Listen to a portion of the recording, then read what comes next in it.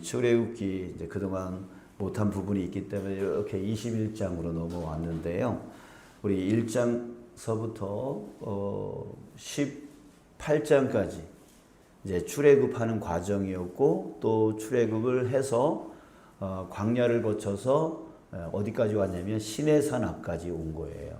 시내산 앞까지 왔어요. 그래서 18장까지 시내산 앞까지 와서 19장서부터는 이제 시내산에서 머물게 되어집니다. 이제 머물면서 거기서 이제 모세가 시내산에 올라가서 하나님께 십계명을 받고, 또 이제 종교적인 율법에 대해서 이제 규범을 정하고, 그리고 21장에 넘어와서는 이제 사회적인 법규, 사회적인 율법, 이게 백성들이 어떻게 살아갈 것인가에 대해서 율법을 정하는 그런 이야기가 나옵니다.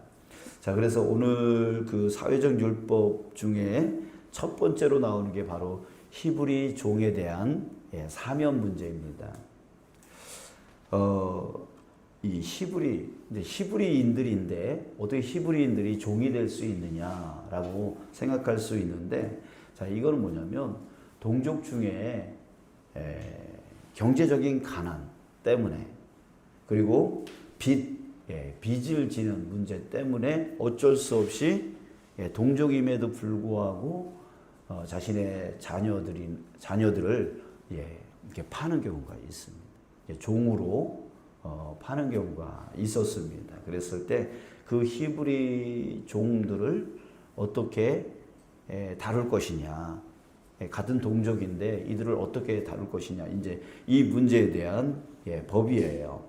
자, 우리 2절에 보면 아주 중요한 이야기가 나오는데, 6년 동안 그렇게 히브리 종을 들였으면 6년 동안은 종으로 부리되 7년째 되는 해는 놔줘라.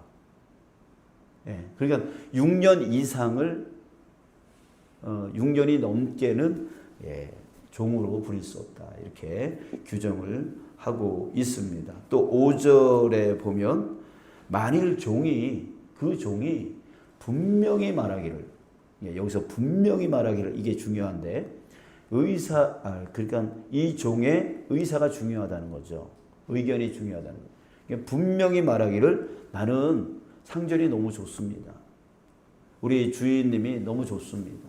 그리고 내 처자를 두고 나는 혼자 나갈 수가 없습니다. 이렇게 여겨서 분명히 나는 안 나가겠습니다, 나는 종으로 살겠습니다 라고 말을 한다면, 그 사람을 어떻게 하냐면 재판장에게 먼저 데려가서 확정을 짓고, 그리고 문이나 문설주 앞으로 데리고 가서 그것에다가 이제 데리고 가서 그것에다 송곳으로 귀를 뚫고, 그러니까 이 문에다가 이렇게 귀를 대고 거기다가 이제 송곳으로 이렇게 구멍을 뚫는가 봐요. 이제 요새 우리 뭐 여성들이 미장원에 가서 하나요? 뭐 병원에 가서 하나요? 여기 귀걸이 달라고 그냥 구멍 뚫듯이 이제 그렇게 뚫어요. 그래서 구멍을 뚫어서 이제 거기다가 귀걸이를 달거나, 이게 원래 이렇게 귀걸이를 단다는 거는 무슨 의미냐면 내가 당신의 종이 되겠습니다, 이런 의미가 되어지는, 이제 성경에서는 이제 그런 의미였던 거예요. 아무튼 그렇게 해서 이제 귀걸이를 하고 있는 사람은 뭐예요? 어느 집의 종인데, 어떤 종이냐면 종신종이에요. 종신토록 나는 이 집의 종으로서 살겠습니다, 이런 의미가 되어집니다. 이거는 아무나 하는 게 아니라 나는 상전이 너무 좋고 내 처자식을 두고 혼자 나갈 수 없다라고 하는 그런 의미를 갖고 있는 분명한 의사가 있는 그런 종이었습니다. 또 7절 이후서부터는 이제 여종에 대한 사면 문제를 다루고 있습니다. 자, 여러분, 이 히브리 종에 대한 이 사면 문제의 법규를 이렇게 우리가 보게 되어지면 무엇을 알게 되어지냐면, 하나님이 이런 율법을 만들었던 이유를 우리는 알 수가 있습니다.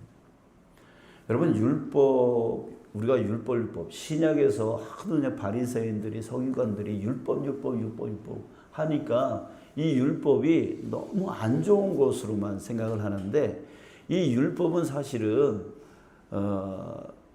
사람들을 통제하기 위한 그런 용도가 아니었어요. 그런 용도가 아니라 이 율법은 약자들을 보호하기 위한 약자법이었어요. 거기다가 그 율법 아래는 하나님의 성품과 하나님이 무엇을 가치 있게 여기는가, 중요하게 여기는가에 대한 그런 정신이 그 율법 안에 들어가 있었단 말이에요. 그래서 율법을 우리가 잘 이렇게 연구를 하면 하나님이 어떤 뜻을 갖고 있는지, 어떤 성품이신지, 뭘 중요하게 여기시는지를 우리는 잘 알 수가 있습니다. 그래서 예수님께서 율법을 깨뜨리려고, 율법을 없애려고 오신 게 아니라 율법을 완성하시려고 오셨다라고 그랬어요. 그래서 항상 바리새인 서기가 이런 율법을 강조하는 그런 사람들과 항상 싸울 때 어떤 이야기를 하셨냐면 율법을 망가뜨리는 게 아니라 율법의 진정한 정신, 그게 뭐냐? 이 율법 안에 담겨져 있는 하나님의 성품, 율법 안에 담겨져 있는 하나님의 그 뜻, 이거를 계속해서 드러내려고 하셨던 거예요. 그러나 그 바리새인 서기관들은 그 하나님의 뜻, 하나님의 정신, 하나님의 그 성품은 다 사라져버리고 그저 율법 그 자체가 신이 되어져 버린 거죠. 이거 지키지 않으면 구원 못 받는다고 하면서 그 율법 자체를 신으로 여겨버리는 그런 일이 있었기 때문에 예수님이 끊임없이 그 율법을 강조하는 바리새인들, 서기관들과 싸웠던 거예요. 사랑하는 여러분, 우리는 이 율법 안에서 하나님의 그 정신, 하나님의 성품, 하나님이 뭘 중요하게 여기시는지에 대한 그 가치를 우리는 깨달아야 될 줄 믿습니다. 자, 그랬을 때 이 히브리 종 사면에 대한 이 율법을 보면서 우리는 하나님의 어떤 성품을 볼 수가 있냐면 바로 하나님은 노예는 어떤 사람이에요? 당시 고대 근동 시대의 노예는 인격적인 존재가 아니었어요. 인격적인 존재가 아니라 그냥 물건이었어요. 물건이었어. 나한테 필요 없으면 그냥 버리고, 나한테 손해가 되어지면 그냥 죽여버리는, 그런 물건 같은 존재, 그런 존재였었단 말이죠. 자, 그러나 하나님은 달랐어요. 하나님은 세상과 구별되신 분이에요. 거룩하신 분이에요. 그래서 하나님은 그런 분이 아니었단 말이에요. 이 율법에서 보여지는 그 하나님의 성품과 하나님의 가치는 바로 아무리 낮은 존재라 할지라도, 가장 낮은 노예라 할지라도 존중해야 된다는 거예요. 존중해야 된다. 6년 동안 일을 부려먹었으면 7년째는 자유인이 되게 해줘야 된다는 거죠. 그리고 만약에 네가 나갈 거냐 말 거냐 선택권을 그 종에게 줘야 된다. 주인이 선택하는 게 아니야. 이 종이 너무 일을 잘해. 그래서 나가면 자기한테 손해일 것 같아. 야, 너 나가지 마. 이런 게 아니에요. 종한테 그 의견을 묻고 분명하게 말하면 그렇게 하라고 얘기하고 있어요. 또 여종에 대해서도 역시 마찬가지입니다. 절대로 그 가장 낮은 계급의 그 노예라 할지라도 결코 함부로 대하지 않냐고 오히려 존중해 줄 수 있어야 된다. 이게 바로 하나님의 율법인 거예요. 하나님의 성품이고 하나님의 뜻이었던 거예요. 그러니까 여러분, 우리가 누구입니까? 바로 그리스도인, 바로 하나님을 믿는 자들입니다. 그랬을 때 우리 역시 그 하나님의 정신을 이어받아야 됩니다. 하나님의 그 성품을 닮은 사람이 되어야 된다라고 하는 것이죠. 그랬을 때 여러분, 우리가 어떻게 신약에서도 말하고 있죠. 빌립보서 2장 3절에서 아무 일에든지 다툼이나 허용으로 하지 말고 오직 겸손한 마음으로 각각 자기보다 남을 낮게 여기라. 여기서 낮게 여기라는 아랫사람으로 여기라는 말이 아니죠. 예, 현대어 성경에서 말한 현대어 성경으로 보면 존중하라 이렇게 나옵니다. 예, 자기보다 남을 존중하라. 예, 존중하라. 그 사람이 저기 동남아에 있는 동남아 그런 우리가 자꾸만 무시하려고 하는 그런 외국인이라 할지라도 존중해야 되는 거죠. 항상 우리 그리스도인 안에는 존중, 사람에 대한 존중이 있어요. 일에 귀천이 없고, 예, 삶에 귀천이 없는 그런 존중함이 항상 있어야 된다는 거죠. 이런 모습이 정말 이런 하나님의 성품을 가진 사람이 어떤 사람이에요? 성숙한 그리스도인인 거죠.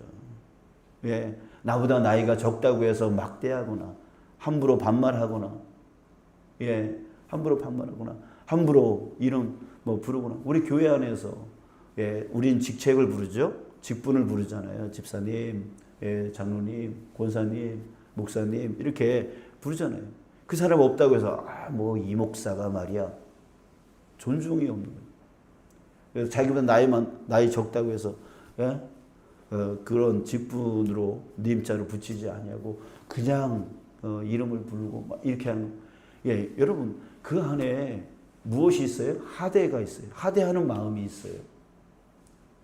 예, 이런 거는 그리스도인의 성숙한 그리스도인의 모습은 아니라는 거죠. 아니라는 거죠. 이 존중의 모습이 또한 사회에 나가서 세상 사람들에게 예, 우리가 사람들을 존중하는 그 인격을 존중해주는 그 모습이 가정 안에서도 일어나야죠. 직장 안에서도 반드시 일어나야 됩니다. 그리스도인의 빛은 교회 안에서만 비추라고 예, 되어진 거 아니잖아요. 가정에서 비춰줘야 돼요. 아내를 존중해주고 남편을 존중해주고 자녀들을 존중해주고 부모님들을 존중해주고 예, 직장에서도 자기보다 한참 아래에 예, 신차비라 할지라도 존중해 줄 수 있는 그런 예, 하나님의 성품을 가진 자 이런 게 바로 성숙한 그리스도인의 모습입니다. 사랑하는 여러분, 저와 여러분들이 바로 그것을 실천하기를 원합니다. 내 성격대로, 예, 내 감정대로 그렇게 행하는 자들은 결코 예, 하나님을 닮은 자의 모습은 아닌 것이죠. 여러분, 우리 성숙한 그리스도인의 모습이 되어지기를 간절히 소원합니다.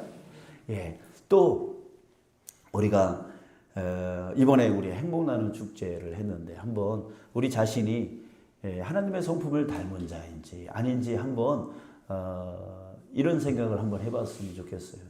문득 이런 생각이 들었었어요. 이번 행복 나눔 축제가 끝나고 여러분 첫 번째 들었던 생각이 무엇이었습니까? 이 둘 중에 이런 생각 중에 어떤 생각이 먼저 들었습니까? 첫 번째는 뭐냐면 아니 왜 저렇게 한 거야? 뭐 이렇게 하면 더 좋은 거 아니겠어? 이런 마음이 먼저 들었습니까? 아니면 야 저분들 수고했네 이런 마음이 먼저 들었습니까? 예, 이 두 가지가 어떤 차이냐면 저분들의 수고를 먼저 생각해 줄 수 있는 마음이 바로 뭐예요? 존중의 마음이죠. 물론 우리가 뭐든지 간에 완벽할 수 없어요. 예, 부족한 부분이 있고 그 부족한 부분이 보일 수밖에 없는 거죠. 그러나 하나님의 성품은 뭐라고요? 존중이라고요. 예, 존중이라. 노예까지도 존중하시는 분이 바로 하나님이시라고요. 그랬을 때 그 사람들이 지금까지 쭉 저걸 하기 위해서 얼마나 수고하고 애썼는가를 먼저 볼 수 있는 사람이 성숙한 그리스도인이죠. 그러나 자기만 생각하는 사람은 어떤 생각이 들었을까요?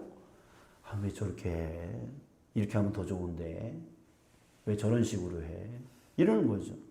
그 사람들의 어떤 노력이나 그런 것들에 대한 그 존중감은 하나도 없고 그저 내 눈에 보기 안 좋으니까가 더 중요해가지고 예, 그렇게 했다면 그 사람은 예, 나이가 많든 적든 또 그 직분이 크든 높든 작든 그 사람은 성숙한 그리스도인이 아니라고 생각합니다. 예, 여러분 우리 그런 하나님의 성품을 갖고 항상 항상 우리 존중의 마음을 갖고 낮은 사람이든 높은 사람이든 상관없이 항상 존중하며 그리고 그렇게 섬길 수 있는 하나님의 시선을 갖고 살아가는 저와 여러분들 우리 모두가 되어지기를 주님의 이름으로 축복합니다.